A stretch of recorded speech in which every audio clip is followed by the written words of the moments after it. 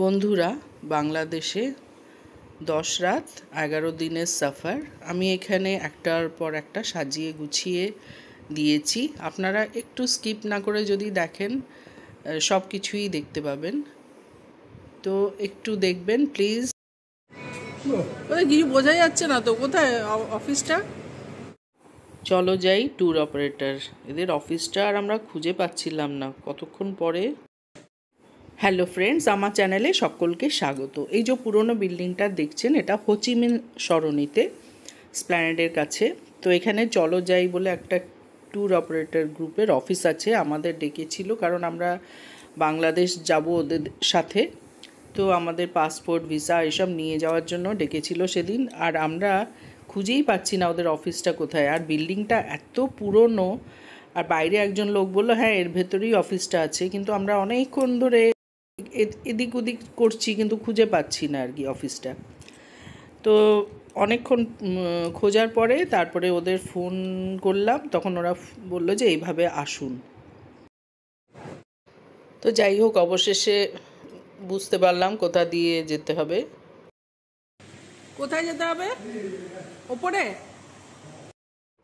যাই হোক, বিল্ডিংটার যা অবস্থা, এখানে কারুর অফিস থাকতে পারে মানে আমরা ভাবতেই পারিনি। তো অবশেষে চলো যাই travel club tour operator group এখানে পৌঁছলাম। বাবা, অনেক লোক বসে আছে, আমাদের তো বোধহয় অনেক পরে। এখানে বেশ ভালো সময় লাগলো, আমরা 11টায় এসেছি, 3টে বেজে গেছিলো। তো পাশেই গুপ্তা ব্রাদার্স ছিল, তো সেখানে গিয়ে একটু মিষ্টি আর স্ন্যাক্স খেলাম। তো এই যে গ্রিন লাইন বাসটা দেখছেন, এটা করেই আমরা বাংলাদেশ গেছি।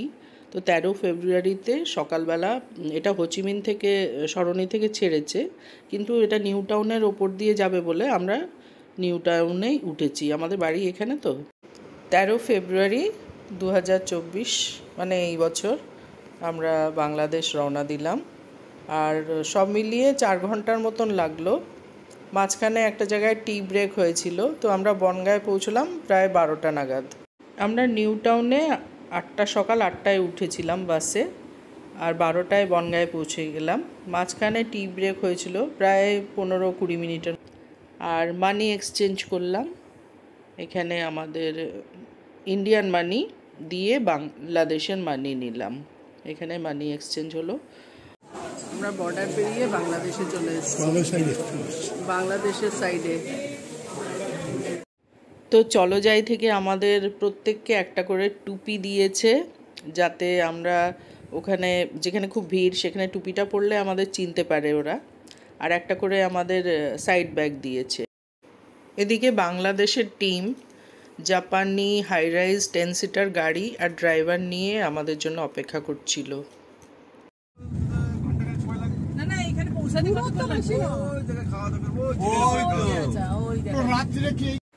আমাদের লাঞ্চ টাইম হয়ে গেছে, আমরা উডসান রেস্টুরেন্টে খেতে চলে এসেছি। আর লেকের ধারে রেস্টুরেন্টটা। আর যশোরের কই মাছ নাকি খুব বিখ্যাত, তো কই মাছের ঝোল দিয়ে ভাত খেলাম। তো জায়গাটা খুব সুন্দর দেখে এখানেও আমি একটা আমার নিজের সেলফি ভিডিও নিয়ে নিলাম। সুন্দর লেক আছে পেছনে, আর ভিউটা খুব সুন্দর, সেই জন্য একটা ভিডিও নিয়ে নিলাম। এরপর আমরা কবি মাইকেল মধুসূদন দত্তর বাড়ি যাব। আমরা অ্যাকচুয়ালি হোটেলে যাওয়ার পথে সব সাইট সিনগুলো করে নেব। তো মাইকেল মধুসূদন দত্তের বাড়ি চলে এসেছি, সুন্দর বাড়ি। এখানে একটা কথা বলি, আমি ওনার জীবনী পড়লাম, আপনারাও পড়ে দেখবেন। আমার ওনাকে একদমই ভালো লাগেনি। তো বাংলাদেশে অনেক ফুলের বাগান দেখলাম, সুন্দর সুন্দর বাগান। তো মাইকেল মধুসূদনের বাড়িটা বেশ সুন্দর। এখানেও আমি একটা আমার নিজের সেলফি ভিডিও করে নিলাম, কারণ খুব সুন্দর গার্ডেন আছে এখানে, সুন্দর সুন্দর ফুল। এবার আমরা হোটেল হাসান ইন্টারন্যাশনালে পৌঁছে গেছি। তো রাত্রে আমরা খুব হাংরি ছিলাম, আর সেই জন্য খাবারগুলো বেশ ভালো লাগলো এবং ভালোও ছিল খাবারগুলো। আমরা তাড়াতাড়ি খেয়ে দিয়ে শুয়ে পড়লাম। আমরা হোটেল হাসানে একটা রাত্রির জন্যই ছিলাম। তো পরের দিন সকালে উঠে আমরা স্নান টান সেরে, আর ব্রেকফাস্ট তো রেডি ছিল, ব্রেকফাস্ট খেয়ে আমরা লাগেজ ফাগেজ নিয়ে বেরিয়ে পড়লাম।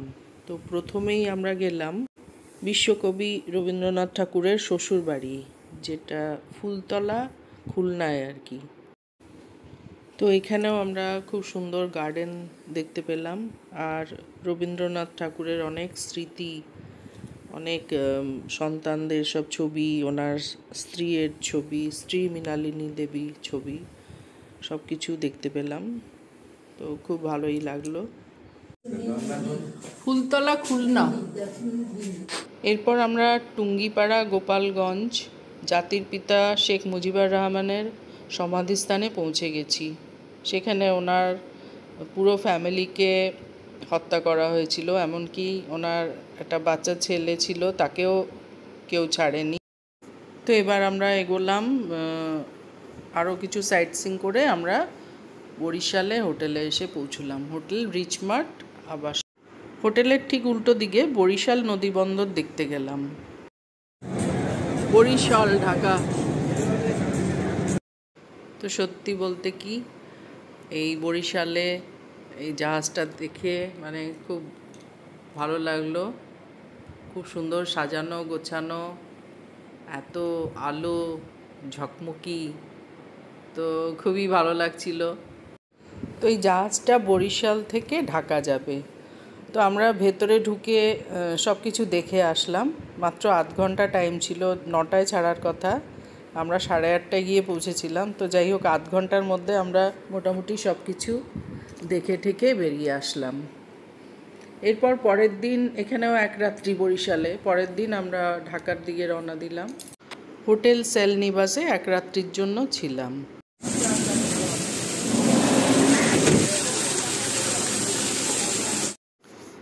ঢাকায় সেদিন ইলিশ মাছ ভাজা দিয়ে ভাত খেলাম। তো খুব একটা মানে ফ্রেশ ছিল না, কারণ এটাও সেই আনটাইমলি বরফের মাছ আর কি।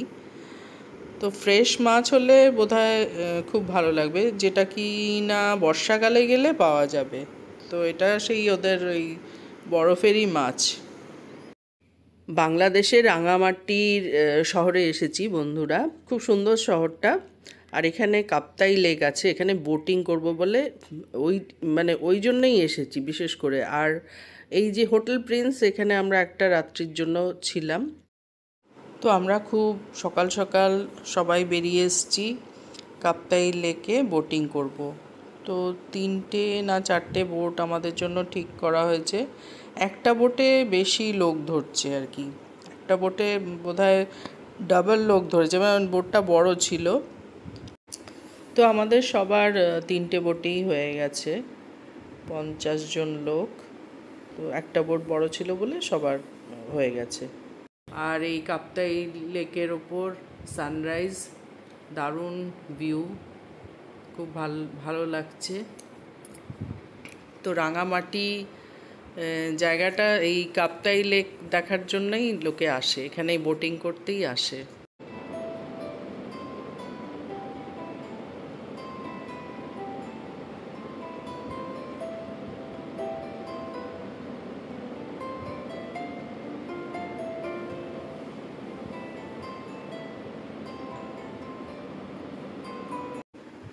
তো বন্ধুরা, এবার আমরা রাঙামাটি থেকে কক্সবাজার চলে এসেছি। এখানে সি বিচ আছে, পুরীর মতন, দীঘার মতন সি বিচ আছে, তবে অনেক বড় সি বিচ এটা, কক্সবাজারের সি বিচটা অনেক বড়। আর আমরা এখানে এই হোটেলটাই আছি, হোটেল সি ওয়ার্ল্ড। হোটেলটা বেশ ভালো, দারুণ হোটেল। আর এখানে আমরা 2 রাত্রির জন্য ছিলাম। এখানে 2টো রাত্রি, সব জায়গায় এক রাত্রি করে থেকেছি, এখানে 2টো রাত্রি। এই যে আমরা সি বিচে চলে এসেছি। তো সি বিচে আমরা বেশ কিছুক্ষণ খুব আনন্দ করলাম। আর এখানে অনেক ওই কোরাল পাথর আছে, যেটা কি অন্য বিচে আমি দেখিনি। এই মানে কক্সবাজার বিচে এইটা দেখতে পেলাম আর কি। আর আমরা স্পিড বোটে করে মহেশখালী গেলাম, পরে মহেশখালী দ্বীপে স্পিড বোটে করে গেলাম, আর সেখানে একটা বৌদ্ধ মন্দির আর শ্রী আদিনাথ মন্দির দেখেছি।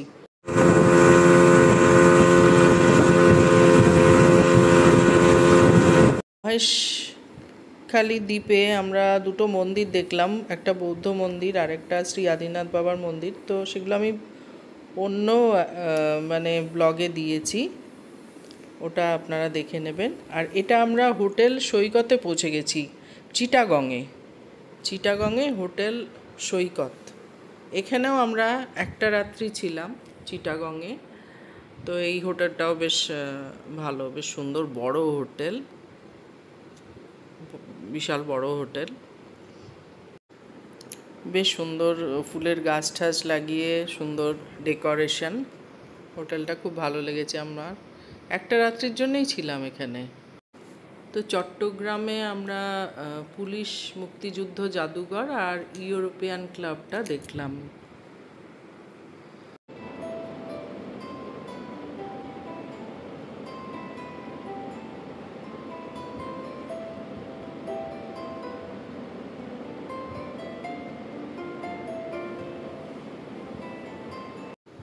তো এই মুক্তিযুদ্ধ জাদুঘরে এসে স্বাধীনতা সংগ্রামীদের ব্যাপারে অনেক কিছু জানা যায়। মাস্টারদা সূর্য সেন, প্রীতিলতা ওয়াদেদার, এদের ব্যাপারে অনেক কিছুই জানলাম। আবার আমরা ঢাকায় ফিরলাম চট্টগ্রাম থেকে, আর সেই সেম হোটেলেই ছিলাম, হোটেল সেলনিবাস।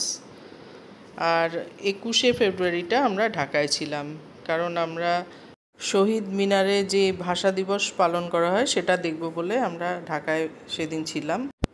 তো ঢাকায় এবার আমরা দুটো রাত্রি ছিলাম, 21 ফেব্রুয়ারি আর 22 ফেব্রুয়ারি, এই দুটো রাত্রি আমরা ঢাকায় ছিলাম।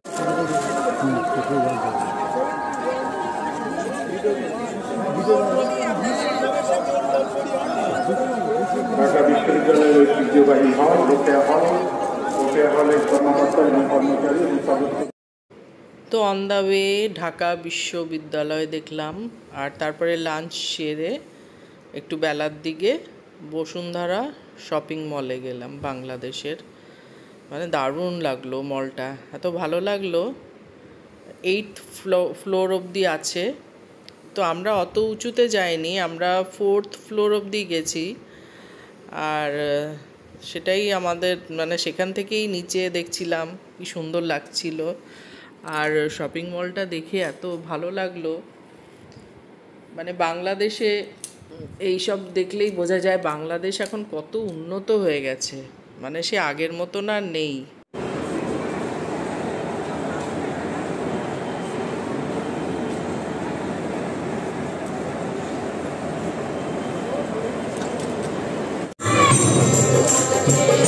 হয়ে গেছে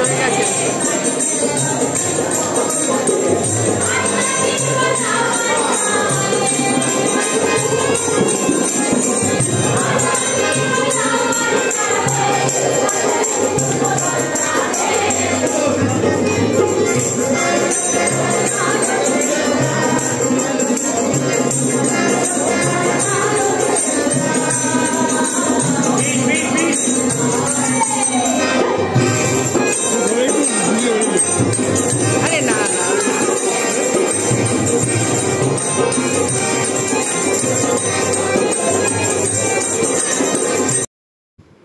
আমরা লালন ফকিরের সমাধির এখানে এসেছিলাম। তো এখানে গান কীর্তন হচ্ছিল, তারপরে নাচও হলো। আর আমাদের যে গ্রুপ আমরা বেড়াতে গিয়েছিলাম সবাই নাচে পার্টিসিপেট করেছে। মানে এখন সবার বয়স হয়ে গেছে, কিন্তু তাও এত সুন্দর নাচ করছে এই বয়সেও। তো এরপর আমরা ফেরিতে করে যশোরে ফিরলাম, কুষ্টিয়া যশোর, সেখানে আমরা এই ফেরিতে করেই ফিরলাম। তো এটা আমাদের কাছে বিশাল বড় একটা এক্সপিরিয়েন্স, যেহেতু আমরা কলকাতা শহরের লোক, আমাদের এসব এক্সপিরিয়েন্স হওয়ার সম্ভাবনাটা খুবই কম। কলকাতা শহরে তো সবসময় গাড়ি করেই আমরা যাই। তো এরপর আমরা যশোরে গিয়ে একটা রাত্রি থাকবো। তো আমাদের টোটাল 10টা রাত্রি হলো বাংলাদেশে, মানে 10টা রাত্রি আমরা থাকলাম আর 11 দিন। তো 10টা রাত্রি 10টা হোটেল আমি সবই বিবরণ দিয়ে দিয়েছি। আর যেসব জায়গায় থেকেছি সেসব জায়গায় মানে ইম্পর্টেন্সটাও দেখিয়ে দিয়েছি, কোথায় কি আমাদের খুব ভালো লেগেছে, স্পেশালিটি। তো যশোরে আবার সেই হোটেল হাসান ইন্টারন্যাশনালে একটা রাত্রির জন্য থাকলাম। তারপরের দিন হলো আমাদের বাড়ি ফেরা। লাঞ্চ টাঞ্চ খেয়ে আমরা ইন্ডিয়া ফিরলাম। বন্ধুরা, আমি বাংলাদেশে অনেক মন্দির দেখেছি, আমি সেগুলোর একটা সেপারেট ভিডিও দিয়েছি, ওগুলো একটু দেখে নেবেন। আর আমার সঙ্গে কি বাংলাদেশ দেখতে ভালো লাগলো একটু কমেন্ট করে জানাবেন। আর সবাই ভালো থাকবেন, সুস্থ থাকবেন। Tata, bye bye.